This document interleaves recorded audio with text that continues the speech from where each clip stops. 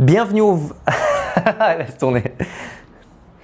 Bienvenue au podcast d'aujourd'hui. On va parler aujourd'hui de marketing. Je vais vous donner 8 choses qu'on met en pratique chaque jour dans mes activités ou qui sont déjà mises en pratique. César est en train de prendre des notes derrière. Et aujourd'hui, on va parler marketing. Donc, 8 leçons que vous pouvez mettre en place rapidement dans votre activité pour être plus performant, attirer plus de clients, transformer plus de clients la première fois, fidéliser vos clients. On va y aller tout de suite. La première chose, vous voyez que c'est hyper high-tech, c'est la PUV. C'est quoi une PUV? C'est une proposition unique de vente.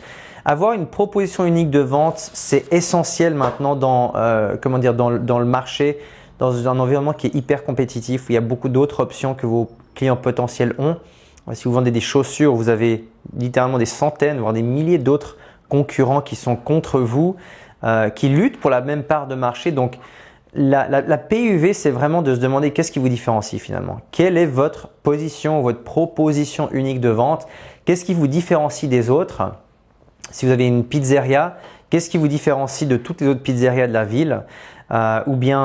Si vous avez une marque, un produit physique sur le web, vous êtes dans le domaine e-commerce, vous vendez des gadgets sur Amazon, qu'est-ce qui vous distingue de tous les autres marchands sur Amazon? Et vous devez avoir une réponse claire à cette question de qu'est-ce qui vous distingue et en quoi êtes-vous différent des autres?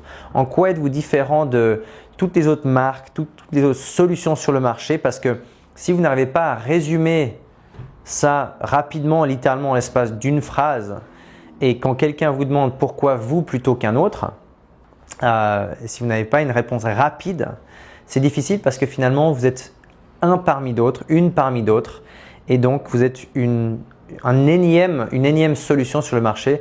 C'est jamais bien d'être l'énième solution sur le marché quand il y a tellement de concurrence aujourd'hui. Donc, la question à se poser, c'est vraiment qu'est-ce qui vous différencie? On va voir quelques exemples. Je donne toujours l'exemple de Domino's Pizza. Dans les années 70-80, vous trouvez cette histoire sur Google si vous la cherchez. Domino's Pizza était une chaîne de pizza chaîne de pizzeria qui luttait contre beaucoup d'autres dans le marché et puis ils avaient de la peine à se différencier. Et ils ont trouvé un slogan qui a vraiment donné finalement à leurs prospects, donc à leurs clients potentiels, une explication très claire de ce qui était important pour eux et surtout ce qui les différenciait. Et la phrase était la suivante: Fresh, hot pizza delivered in 30 minutes or less or it's free. En français, ça veut dire pizza fraîche et chaude, donc avec des aliments frais, des ingrédients frais et chaudes. Donc, elle n'arrivera pas glacée à la maison 8 heures plus tard après votre commande, livrée chez vous en moins de 30 minutes, sinon c'est gratuit. Donc, il y a l'élément des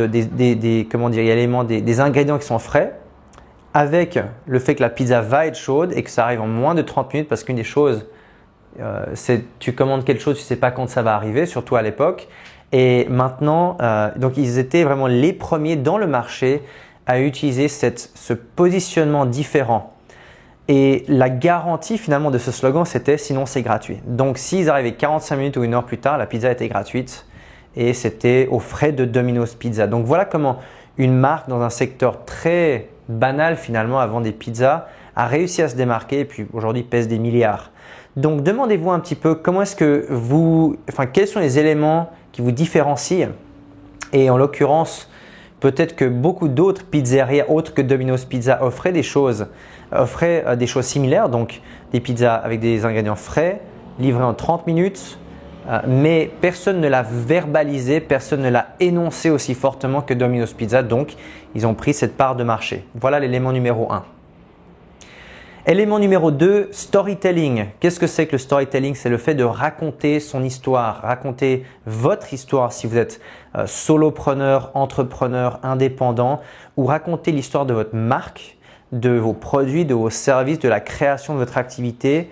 Donc de raconter des histoires qui permettent à votre marché cible de comprendre pourquoi vous faites la chose, ce que vous voulez apporter au marché, d'où est né votre produit, d'où est né votre service. Et vraiment de donner une identité beaucoup plus facile à comprendre et ça vous permettra de vous différencier de ce que fait la concurrence. Donc, demandez-vous pourquoi avez-vous démarré tel ou tel produit ou service? Pourquoi avez-vous inventé ou pourquoi est-ce que vous offrez telle et telle solution? Pourquoi est-ce que vous offrez tel ou tel service? Pourquoi est-ce que vous êtes entré dans un certain marché? Pourquoi est-ce que vous avez décidé d'ouvrir une société qui s'appelle, enfin qui a le nom que vous avez utilisé? Pourquoi est-ce que vous avez commencé à telle et telle époque? Si vous avez commencé après une crise financière, si vous avez commencé après un voyage à l'étranger qui vous a inspiré, racontez cette histoire. Vos prospects veulent savoir l'histoire derrière la marque. Vos prospects veulent savoir la raison de l'existence de votre activité. Les prospects et le marché en général et vos clients, sinon non seulement les prospects mais les clients veulent savoir d'où vous venez, d'où vient le produit, d'où vient le service, d'où vient l'idée, comment ça vous est venu. Et toutes ces choses vraiment sont essentielles pour se différencier dans le marché actuel et ça vous permet vraiment d'avoir un élément qui est supplémentaire dans l'esprit de votre marché pour qu'il puisse se dire « Ah oui, voilà, telle marque de café, ça a été fait par telle personne et puis l'histoire de cette personne, c'est telle et telle histoire. » Exemple, l'histoire de Starbucks, c'est l'histoire de Howard Schultz, donc le créateur de Starbucks qui vivait aux États-Unis sur la côte ouest et puis qui est allé un jour en Italie en voyage. Je ne me rappelle plus si c'était un voyage d'études ou il est allé en Italie. Et il a adoré les cafés italiens et il s'est dit voilà, je vais créer quelque chose aux États-Unis avec justement cette culture du café.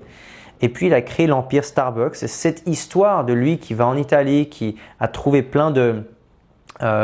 beaucoup de plaisir dans le café, qui a trouvé beaucoup d'éléments qu'il voulait transposer aux États-Unis.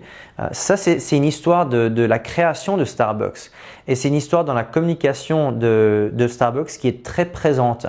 Donc, demandez-vous quelles sont les histoires que vous pouvez raconter par rapport à d'où vient votre produit, d'où vient votre service, d'où vient votre activité, pourquoi vous avez démarré votre activité, pourquoi est-ce que vous avez effectué telle ou telle action dans votre entreprise. Ça permettra à votre public de comprendre le pourquoi du comment et puis ça leur permettra d'avoir une connexion supplémentaire avec votre activité.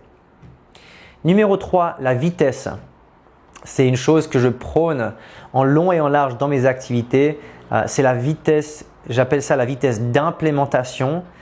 C'est un mot qui n'existe pas en français. En français, c'est l'équivalent de la vitesse d'exécution. En anglais, c'est speed of implementation, donc la vitesse d'exécution.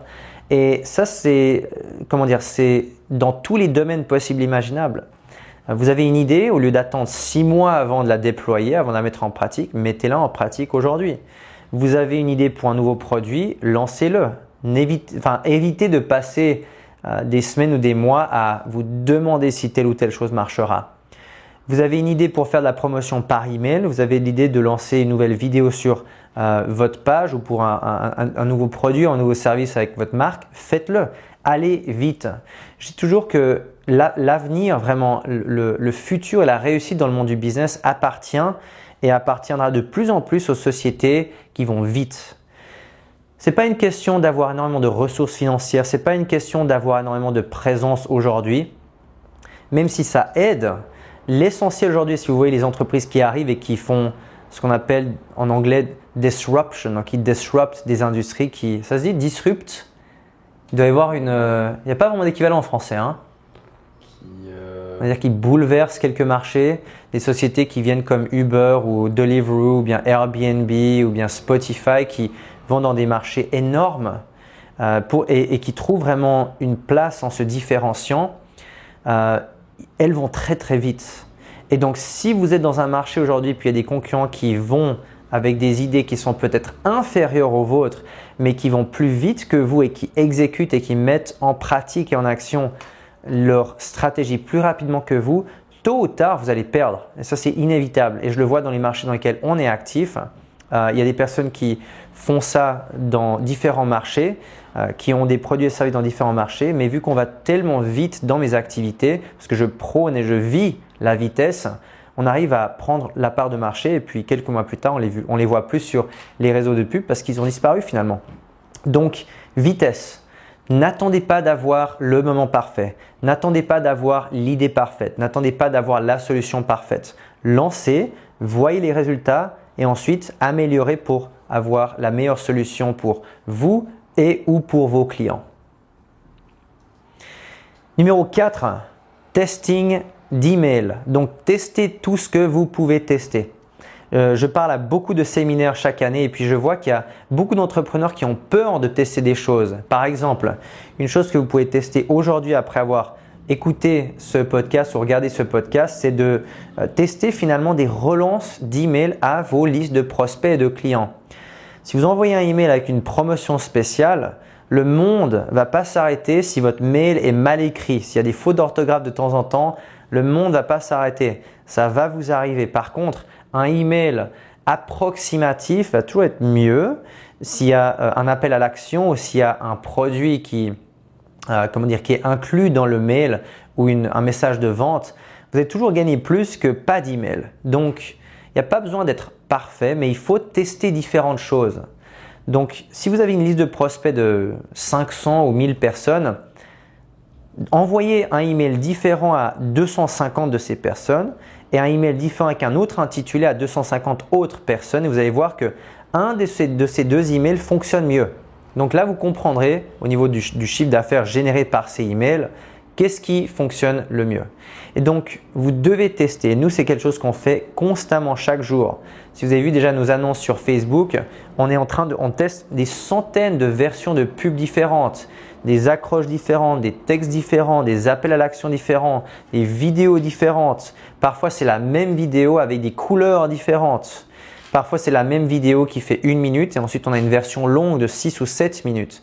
Donc, pour gagner finalement et vous différencier, il vous faut vraiment être conscient de tester un maximum et de ne pas avoir peur de ne pas réussir ces tests. Il y a plein de choses qu'on teste qui ne fonctionnent absolument pas. Il y a des choses où on teste où personnellement, et je dis toujours à mes équipes, même quand mes équipes sont contentes de quelque chose et se disent « Ah voilà, ça va vraiment cartonner », parfois je leur dis « On ne sait pas, il faut attendre ». Et je suis le premier à être le plus sceptique par rapport à mes propres résultats parce que je veux voir les résultats du test. Je veux avoir des statistiques suffisamment significatives pour être certain de voir si une idée ou un projet ou une promotion fonctionne. Mais je ne peux pas avoir ces résultats si je ne teste pas. Donc, testez. Petite chose pratique aujourd'hui, prenez votre base de prospects ou clients par mail, envoyez un mail à la moitié de la liste avec un titre différent, la moitié de la liste avec un autre titre et vous verrez qu'il y aura des taux d'ouverture et des taux de conversion, de vente différents entre la version A et la version B. Numéro 5, ajoutez des nouvelles offres. Ajoutez des nouvelles offres à votre portfolio d'offres. Moi, je vois tout ce qu'on fait vraiment au niveau des promotions et du business en général comme une librairie finalement. Chaque email qu'on envoie, chaque produit qu'on a, chaque service qu'on vend, c'est vraiment comme avoir un portfolio, comme si vous étiez investisseur et que vous avez différentes actions dans différentes sociétés et vous avez 10 sociétés différentes desquelles vous avez acheté des actions. Pour nous, en interne, avec les différentes offres, les différentes téléconférences de vente, les différents programmes qu'on vend au téléphone, les différents programmes qu'on vend sur le web, je vois ça vraiment comme avoir un portfolio. Donc, ajoutez des offres différentes. Exemple. Vous vendez aujourd'hui sur Amazon des kits ou des sets de couteaux par exemple. Créez une offre qui englobe non pas 5 kits de couteaux mais 20. Vous allez voir qu'il y a des personnes qui vont vouloir acheter plus de produits même si c'est les mêmes produits. Création de bundles aussi. Créer des offres promotionnelles tout au long de l'année. Ça peut être des ventes flash sur l'espace de 48 heures. Ça peut être des ventes spéciales pour Noël, la rentrée, Nouvel An, Pâques, l'été. Il y a toujours une bonne excuse pour faire une promotion de toute façon. Et utilisez ça pour créer des offres supplémentaires différentes. Ça peut être des offres bundle, donc vous groupez plusieurs produits et services ensemble pour un seul tarif. Ça peut être des offres où vous vendez, si vous vendez un logiciel, ça peut être une offre annuelle. Si vous vendez un logiciel à 20, 30, 40 euros par mois, au lieu de uniquement reposer sur du récurrent mensuel, vous pouvez avoir une offre que vous faites pendant 48 heures où c'est un abonnement sur une année où la personne reçoit 2 mois gratuits. Donc, vous pouvez littéralement inventer des offres chaque jour. Donc, demandez-vous maintenant quelles sont les offres différentes que je peux créer par rapport aux produits et services que j'ai déjà. Si vous vendez du service, c'est pareil. Je dis toujours à nos clients, si vous êtes coach, vous n'avez pas besoin de créer du stock finalement parce que vous vendez votre temps, votre accompagnement et de l'aide. Et donc, ce que vous pouvez faire, c'est d'ajouter différentes options pour vos clients d'acheter. Exemple, vous faites du coaching sur un mois, créez une offre avec du coaching sur 3 mois, 6 mois, 12 mois. Ça ne vous coûte rien, mais c'est une offre supplémentaire que vous pouvez proposer et il va y avoir toujours un segment du marché qui va vouloir des offres plus complètes, plus chères et pour vous, ça va vous permettre d'améliorer votre cash flow et ça va vous permettre aussi de servir un segment du marché peut-être qu'aujourd'hui vous délaissez parce que vous n'avez pas suffisamment d'offres. Numéro 6, incluez de la preuve. Incluez, et le mot qu'on utilise en interne, c'est la preuve sociale. Utilisez un maximum de preuves. Qu'est-ce que ça veut dire?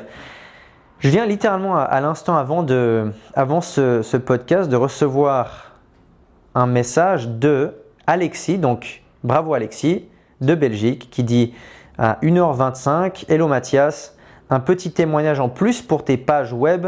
J'ai vendu une carte du monde. Donc Alexis vend des super cartes du monde. Et puis on pourra mettre ici quand on produit un petit pour linker Alex. Et Alexis dit voilà, j'ai vendu une carte du monde à 970 € par téléphone grâce à ton script, grâce à mon script magique qu'on enseigne dans notre certification Closer certifié. Ma marge sur ce projet sera de plus ou moins 500 €. Merci. Donc, absolument génial. Et puis, tu peux zoomer ici sur ça. Voilà. Donc, bravo Alexis. Et puis, pourquoi est-ce que j'adore recevoir ce genre de message? La première chose, c'est parce que c'est génial de voir déjà des clients qui cartonnent. Parce qu'il n'y a rien de mieux que de recevoir des messages sans même les demander comme ça de personnes qui cartonnent avec leur business grâce à ce qu'on montre. Ça, c'est une chose.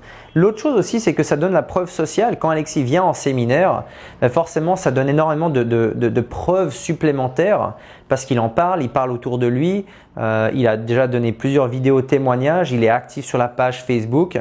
Donc, c'est gagnant pour lui. Parce qu'il génère la visibilité et c'est gagnant pour nous parce qu'on montre qu'il y a d'autres êtres humains et l'être humain est toujours très sceptique. On a toujours peur d'acheter des choses, surtout quand on n'a jamais fait affaire avec une activité. Vos prospects aujourd'hui ont peur. Vos prospects aujourd'hui sont sceptiques et il serait bête de votre part de penser que tout le monde aime ce que vous faites. Tout le monde est immédiatement persuadé par ce que vous faites ou ce que vous vendez. Non, au contraire. Vous devez opérer, l'entrepreneur doit toujours opérer avec le point de vue que l'être humain est peureux, l'être humain est sceptique et c'est votre job, c'est le job de l'entrepreneur, de l'entreprise, de l'activité d'offrir et d'inclure un maximum de preuves sociales pour descendre le risque perçu et pour que le prospect se sente en sécurité et qu'ils puissent voir qu'il y a d'autres personnes qui ont acheté, qu'il y a des témoignages sur votre site web, qu'il y a des emails de remerciements que vous avez inclus, qu'il y a des vidéos de personnes qui vous félicitent et qu'il y a vraiment des personnes qui ont déjà fait affaire avec vous. Si vous avez un studio de fitness, ne faites pas des vidéos uniquement tout seul devant le miroir. Montrez des personnes autour qui sont dans le fitness avec vous. Si vous êtes coach, montrez des photos et des films. Demandez la permission forcément à vos clients, mais montrez du contenu avec vos clients. Si vous vendez des produits physiques, nous ce qu'on fait avec le livre, que ce soit Maximize ou que ce soit 30 en 30 ou client à volonté ici, ce qu'on fait c'est on leur demande de nous envoyer des photos avec soit un selfie, soit une photo quand ils reçoivent le livre à la maison. Donc, utilisez un maximum de preuves sociales, ça multipliera les ventes parce que ça montrera aux personnes qui sont juste peut-être en train d'acheter mais qui ont peut-être une ou deux réserves que voilà, il y a d'autres personnes qui ont fait affaire avec vous et que voilà, vous êtes digne de confiance.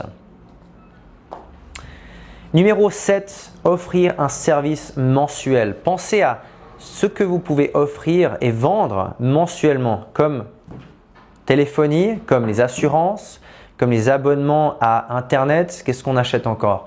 On achète les logiciels, Netflix, Spotify, toutes ces applications où on est devenu, on accepte maintenant d'acheter ces logiciels que ce soit 5, 10, 15 euros par mois. Si vous vendez un service qui est plus cher, vous pouvez avoir une offre récurrente mensuelle ou trimestrielle ou annuelle qui vous donne du récurrent. Donc demandez-vous maintenant, ça c'est quelque chose que vous pouvez faire immédiatement, de vous demander voilà, qu'est-ce que je peux vendre, qu'est-ce que je peux créer comme solution qui puisse être quelque chose de mensuel parce que pour vous ça vous donne du récurrent. Qu'est-ce que ça veut dire du revenu récurrent dans un business? Ça vous permet d'assumer des charges forcément, ça vous permet de réinvestir beaucoup plus facilement, ça vous permet de couvrir vos frais beaucoup plus facilement et c'est quelque chose vraiment que vous pouvez inventer littéralement du jour au lendemain. Vous vendez des gadgets, vous vendez par exemple des oreillers, ou vous vendez des chaussettes.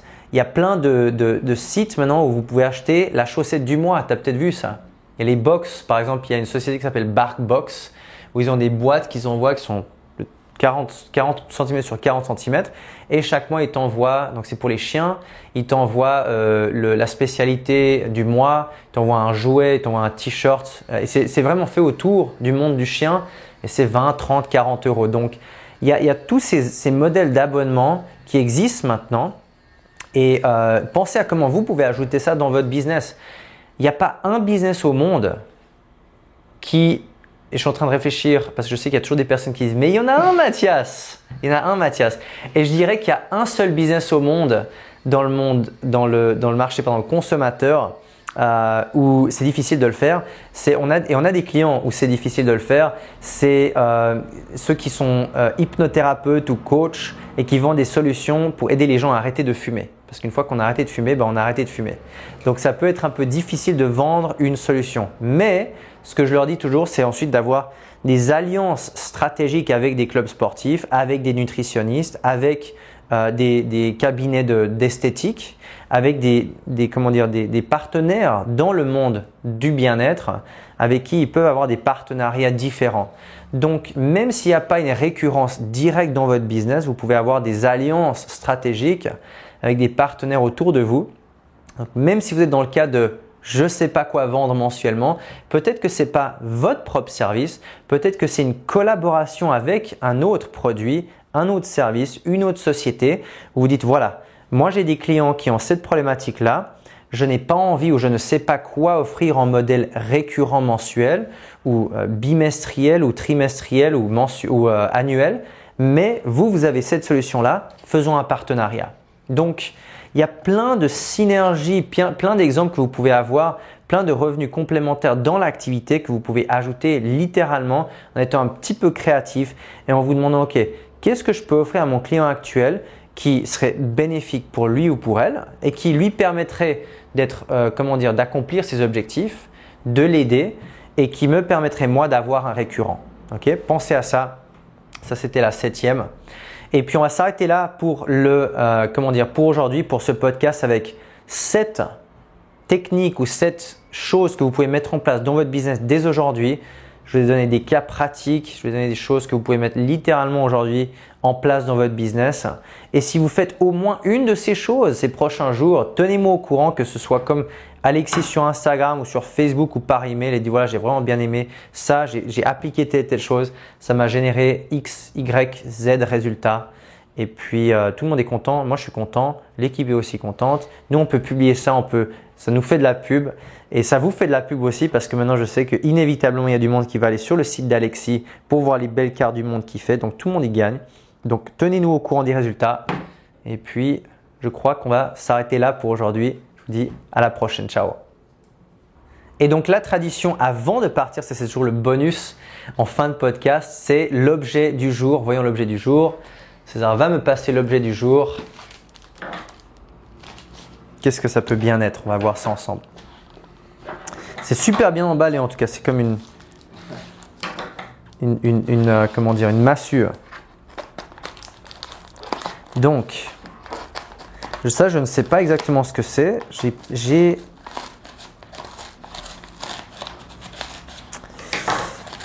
Comme je dis, parfois il y a des choses où je sais ce que c'est, parfois je ne sais pas ce que c'est. En tout cas, c'est vraiment bien emballé. Des fois, les gens sont tellement créatifs avec l'emballage, tu te demandes mais où est-ce qu'ils vont l'envoyer quoi? Il pourrait aller dans l'espace. Voilà.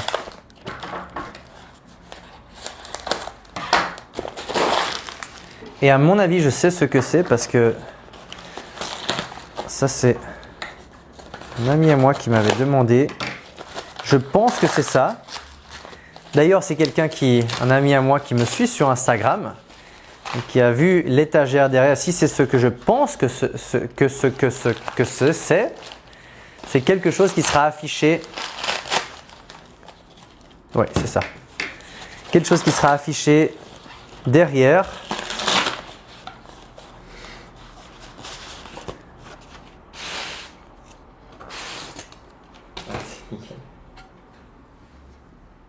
Il n'y a pas fait de faute d'orthographe en plus. Donc voilà, merci beaucoup. Et puis ça, on le mettra quelque part au-dessus, à côté. Mais c'est pas mal c'est joli, hein? C'est stylé. Voilà. Merci beaucoup. C'était le déballage, le unboxing du jour. À bientôt. Ciao.